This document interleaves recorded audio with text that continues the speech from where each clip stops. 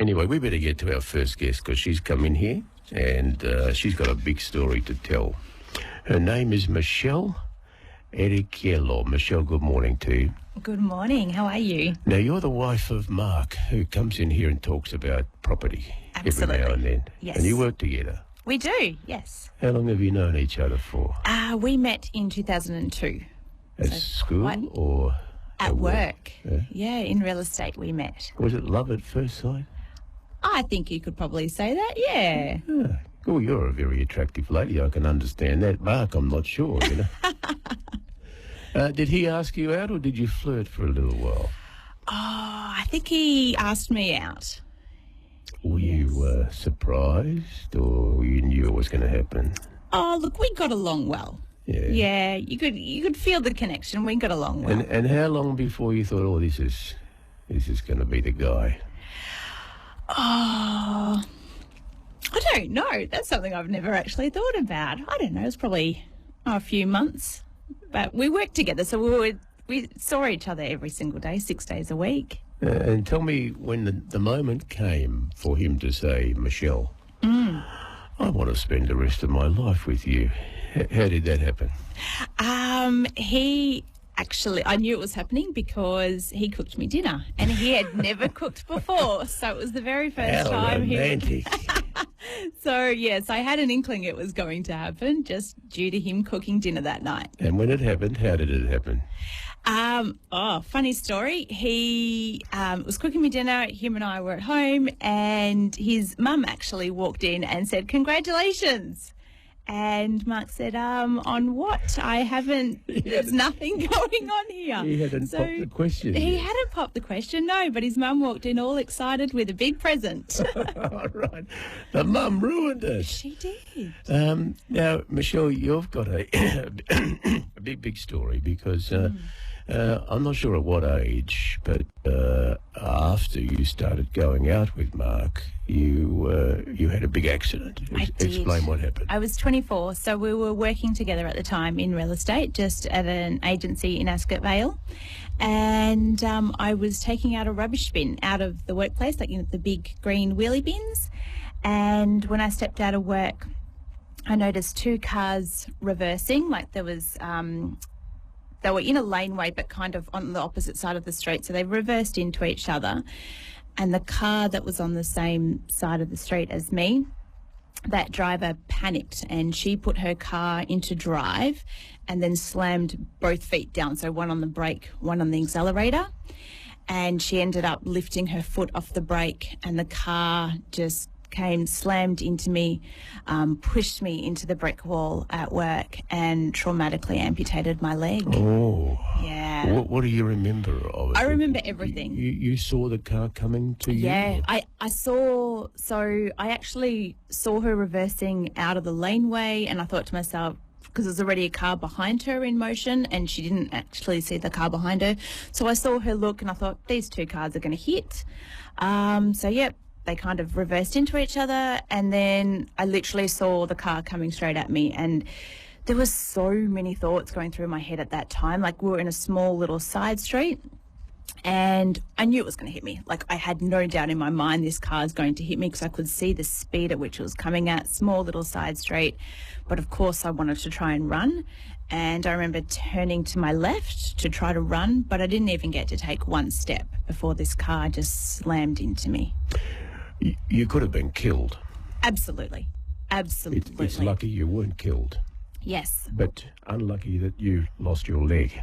Yeah, I look at it that I was incredibly lucky because with a traumatic amputation of the leg, you bleed out and you die in 4 to 5 minutes. And if it's a hot day, and that day was actually 38 degrees, you bleed out and you die in 2 to 3 minutes. Mm-hmm. So as soon as the car hit me, I obviously was in tremendous pain and I started screaming.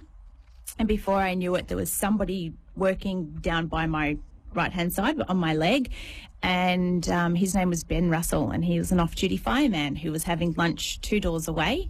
So as soon as he heard the crash and the screaming, he came running, and it was lit like that fast that I was slipping off the bonnet of the car, and he caught me before I fell. He had like one hand at my hip to try to slow down the blood flow. He tried a tourniquet and that didn't work. So he ended up putting his hand up my thigh, found that main artery and held it closed with his fingers until the ambulance arrived. And that stemmed some of the bleeding. Stemmed the bleeding, absolutely. So without that, you would have died. 100%. The ambulance took 10 minutes to arrive. So I literally had 2 to 3 minutes. And without what he did, doing that, I would have 100% not. And you could see that your leg was no longer attached to you. I didn't know it was. I refused to look down. So I've never been good with needles, blood. I've always fainted when I've got a blood test. So I knew whatever damage was done to that right leg, I'm not going to cope with, so I'm not going to look. And the feeling I felt in my leg was like a crushed feeling. And because I was between the bonnet of the car and the brick wall at work, I thought my leg was just crushed. It was squashed. I had this thought that I'm going off to hospital. The doctors are going to reconstruct my leg and I'm literally going home in a plaster cast that afternoon. I didn't learn that my leg had actually been amputated until I had gotten to hospital. Was Ben talking to you while all this was going on, or you don't have a memory? No, he was giving instructions to other people. So because my leg was there on the ground, he gave instructions to people to get a bag, get ice, to put it on ice. It would come to the hospital with me because he thought it might be able to be reattached. He was asking questions such as, like medical questions, have you eaten, what have you had to drink, that kind of thing, knowing that I'm going to go into surgery. So he was kind of gathering that information for the paramedics. But there was a lovely Irish guy who just suddenly appeared right in front of me. Mark was at work that day, but he was just about to conduct his very first auction. So I was talking to this Irish guy, his name was Declan, and giving Declan Mark's mobile number to get through to Mark to let him know that what had just happened at work. And Mark actually ended up getting back to work before the ambulance arrived. And he ended up seeing me there on the bonnet. He saw my leg on the ground. You said it was a hot day, 38 degrees. Yes. Exactly what time of the year was it, and what year was it? Yeah, it was February 2007. Right. So summer. Changed your life that day. Absolutely, it did, yes. We're now talking 15 years ago. Yeah. Your life's taken, somewhat of a different turn, because prior to that you weren't interested in sport. No, I hated sport. Look, I always kept fit and healthy. I had a gym membership and I was at the gym 3 times a week. I would go for a run after work. So I was always fit and healthy, but as far as anything competitive, I hated it and I never had competed in anything. So what made you, with one less leg, by the way, which leg was it that My you right lost? leg Your was right amputated, leg. yeah. So what made you take up sport now with only one leg when you previously had 2 and you didn't really like sport? Good question. Because the accident happened 10 months before Mark and I were due to get married. And I was determined to walk down the aisle and I wanted to dance my wedding waltz. Like I had already had the whole wedding planned. I had my dress and everything. So I was determined to follow that through. But I learnt very early on in hospital, I had a prosthetist come to visit me to say that I'm not going to walk down the aisle. My dad's going to wheel me down in a wheelchair, so there's no chance I'm going to be dancing. So when I got that information, I straight away thought, well, I need to walk down the aisle, I need to dance, and if those 2 things are going to be so difficult, I want to run, because that was my way of being okay with my accident, with now being disabled for life. It was my way of, being able to be okay with it and move on. I needed to do what seemed was going to be impossible. How did you feel when you were told? I mean, I can imagine you'd be upset, you'd be traumatised, you'd be distressed. It would just be the worst thing to hear, particularly a young girl about to get married. But do you remember the emotions that you went through? Were you angry? Why me? I was angry, but I was angry at the driver, bizarrely so. I know that she didn't intentionally choose to hit me with her car. But I was angry. Yeah, I was very angry with the situation, and angry that I was getting told that, I couldn't walk, dance, or no chance of ever running again. But then, the internet, YouTube was around back then, which was great, and I was getting onto YouTube and I'm seeing amputees walking, dancing, running, so I couldn't fathom why I couldn't do it. So my sister and myself and Mark, we saw 3 medical professionals every day for a month, because I was determined to find someone who could help me walk, dance, run. And I just kept getting told no. And I remember one day, it was after a month, and I was so incredibly frustrated with being told that I couldn't do these things. I remember my brother rang me, and I lived in Essendon at the time, and he rang me to say he's found a really great prosthetist that's in East Burwood, and he's made an appointment for me to go see him on Friday afternoon at 2:00. And I said, there's no chance I am going to be going from Essendon to East Burwood on a Friday afternoon just to be told no.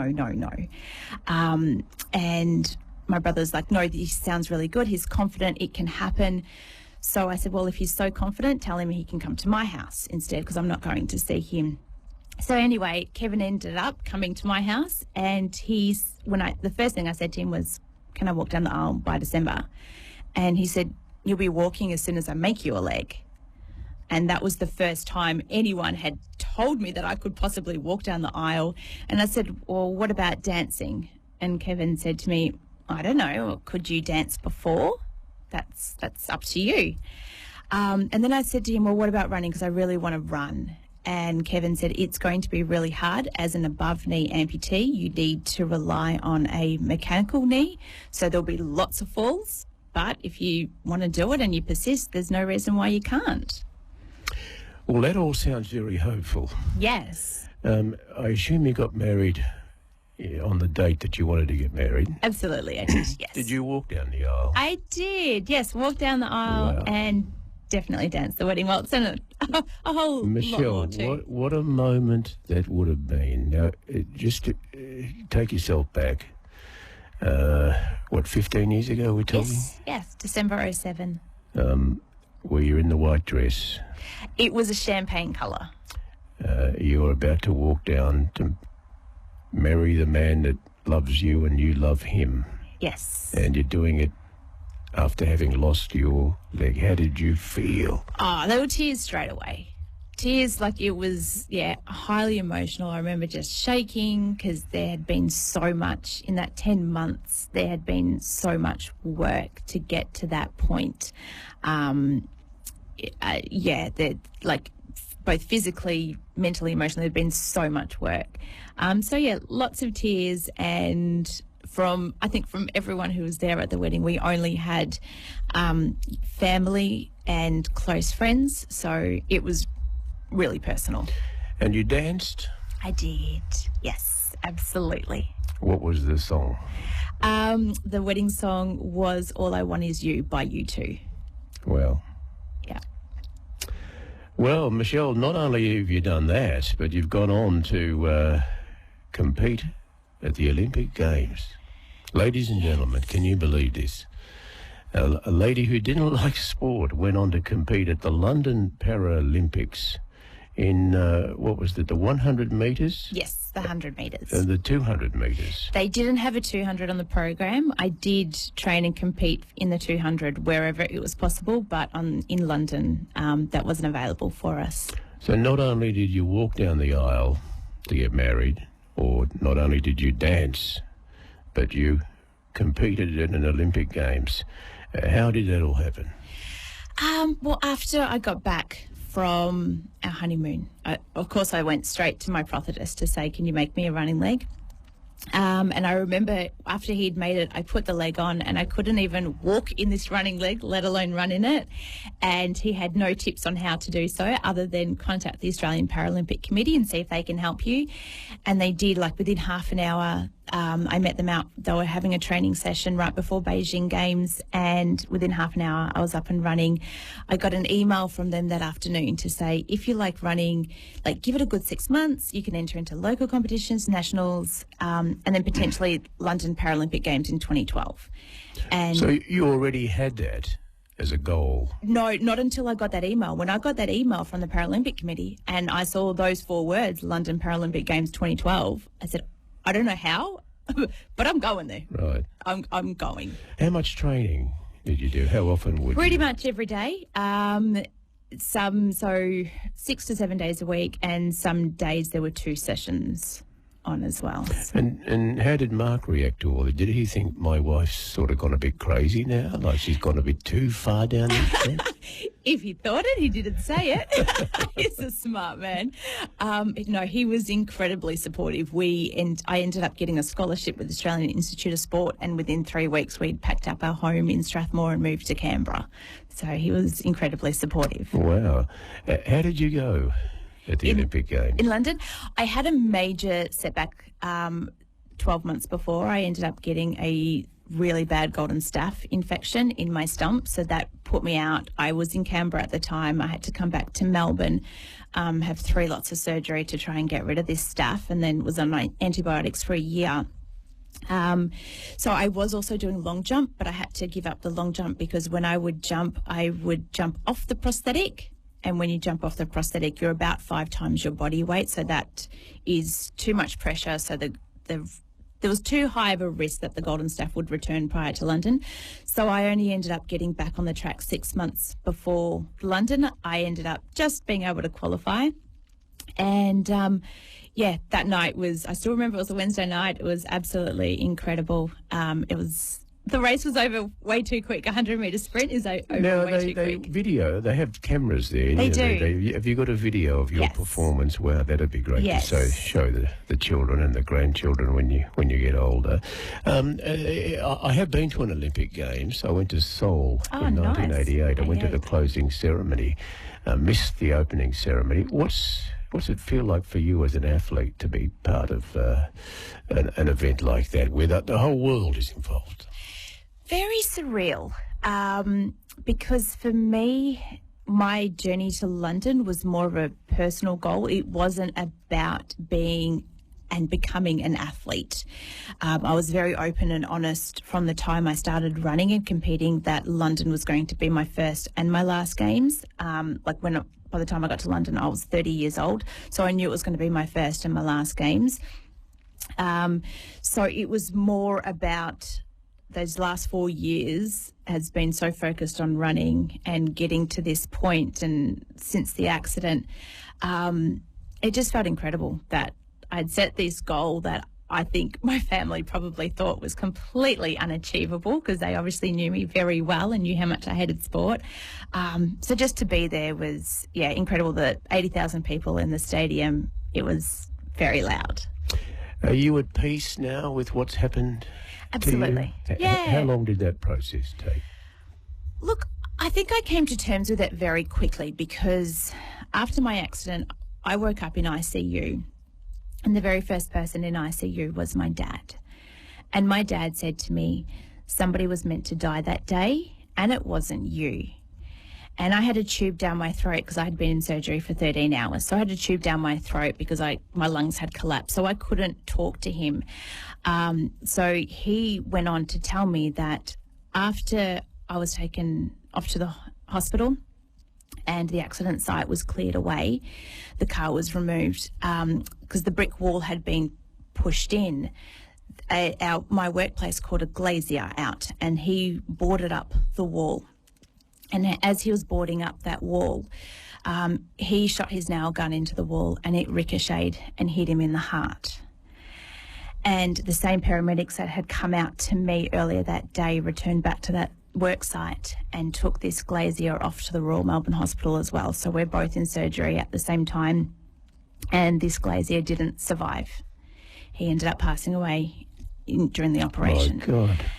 So when my dad told me that, someone was meant to die that day, it wasn't you, it just put everything into perspective. So losing a leg, to me, was like nothing. So literally from day one, yes, I had moments of anger and frustration at, when you live 24 years being completely independent and able to do whatever I wanted, to finding restrictions and needing to work your body around certain situations. There was a lot of frustration and a lot of anger and sadness as well, but I'm incredibly grateful that it was just my leg. Good. I've heard people say that you mourn something like your leg. If you lose a finger even, you actually mourn it. It's almost like, well, you've lost something significant, obviously. Did you feel like that? I don't think I mourned it. I think I would mourn moments. So, for example, like right now I've got this amazing prosthetic which is fully computerized. It can go into water and everything. But in the beginning, I would go to the pool or I'd go to the beach and take the kids, and not only am I lugging, all the stuff that you do for children down to the beach, but I'd have to also take an additional leg because I needed a different one to wear into the water. So it was more probably mourning what I knew I had before and the ease of it. But honestly, losing the leg itself never really bothered me. Well, Michelle, you are quite a remarkable lady to have been through what you have, and a true inspiration to anybody listening. And, how unbelievable it was that you survived, but the guy who went there to fix things up did not. Yeah, incredibly sad. Thank you very much for coming in this morning to tell us your story. Thank you. It's Michelle Errichiello, and their real estate agency is called Master Advocates. So if you're either buying or selling, ring up Michelle or her husband, Mark. What's the number, by the way? 93791919. There you go. And do business with them because they're wonderful young people. Thank you very much. Thank you.